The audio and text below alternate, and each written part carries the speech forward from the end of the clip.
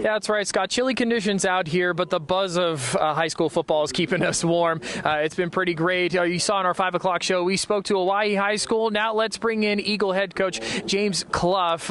This is quite the matchup. You've got two perfect teams going against each other. Have you guys had this game circled on your schedule? How's it going, Don? We moved inside. We were playing some cornhole earlier, and we were hanging out with some Boise State fans, some Boise State students, asking that ever-important question I mentioned before. Where is Ashton Jeanty going to go? We've got an idea of where it might be, and somewhere in the first round.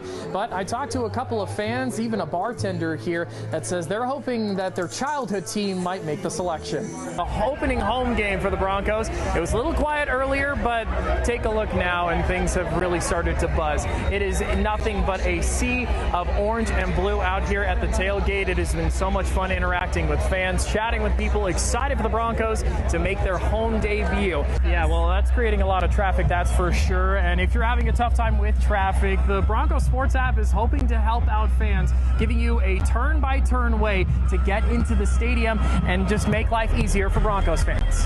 Yeah, how's it going out there?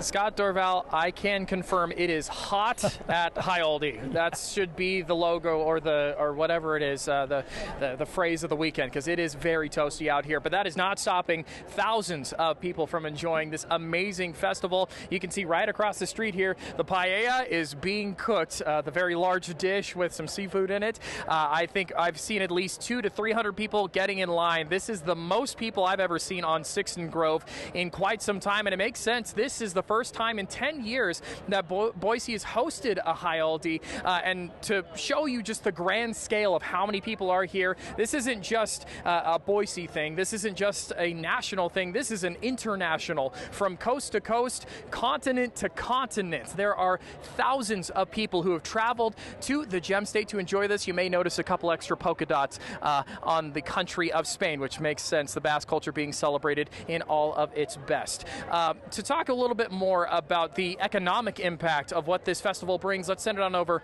to our Riley Shoemaker. Basketball buzz is taking over the Treasure Valley this weekend. I'm Isaiah Sharp, and from Boise to Nampa, Idaho hoops are in the spotlight. Round ball fans rejoice, it's March, and if you're a fan of dunking, dribbling, or the occasional three, this weekend has it, and the madness starts in Boise, hosting the Big Sky basketball tournament. Starch Madness is in its 8th year here in the Treasure Valley, and fans from across the country have made downtown a must-stop when March rolls in. You see people come back every year, and that's what this is about, and making memories for not only the student athletes, but the fans. Boise sees an economic boost as well. According to the Boise Chamber of Commerce, $6 million in revenue is added between hotels, restaurants, and tourism. An equivalent of 6,000 room nights are purchased for both teams and visitors. But it isn't just Idaho Central Arena that is seeing action this weekend. Over at the Ford Idaho Center, state championship basketball is already underway.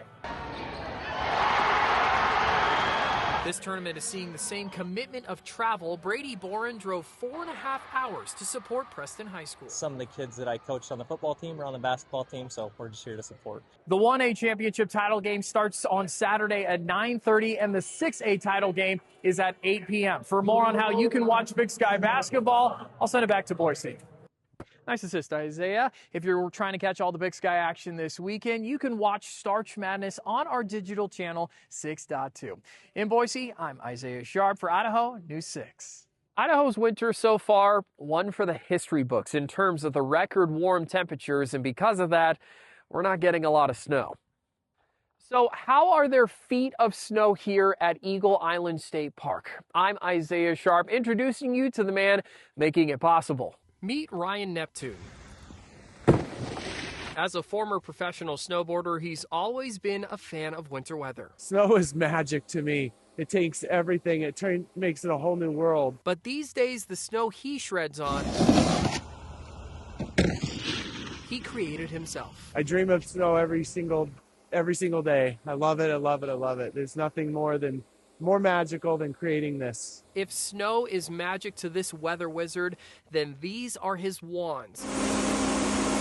massive snow guns, some nights pumping out the equivalent of 100 gallons of water a minute. We can blow upwards of 300,000 gallons in one night. Using a water source nearby, Neptune is making his own winter wonderland during an unforgiving Boise winter.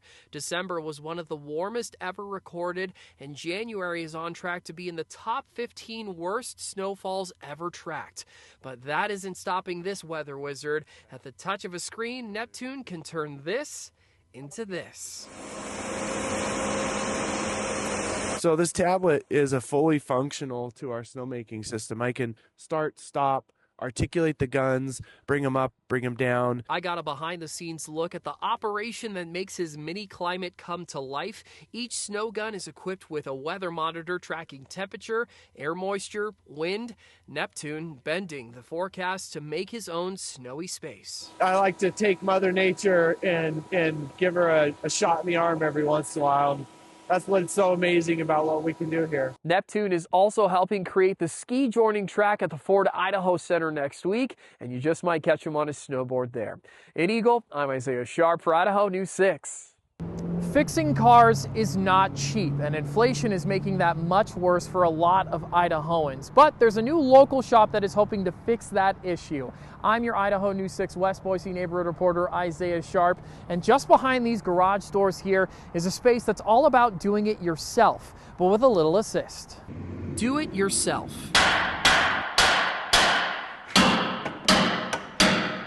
It's a growing trend even when it comes to cars. But there can be challenges under the hood.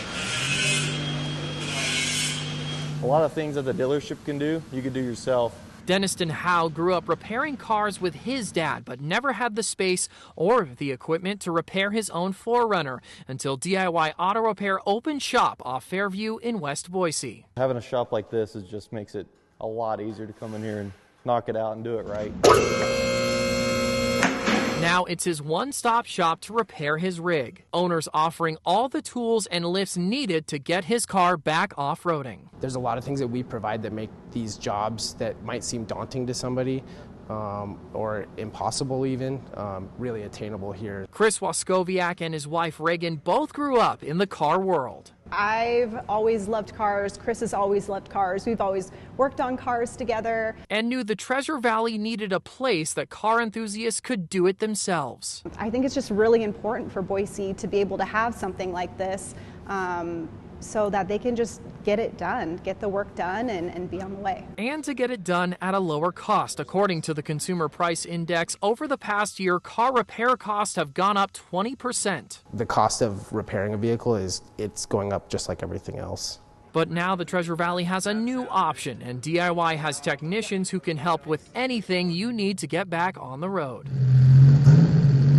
Even though this is a first-of-its-kind shop in the Treasure Valley, this DIY couple is hoping to expand, potentially bringing shops to Caldwell and Nampa so that more Idahoans can do it themselves. Reporting in West Boise, I'm your neighborhood reporter, Isaiah Sharp, for Idaho News 6.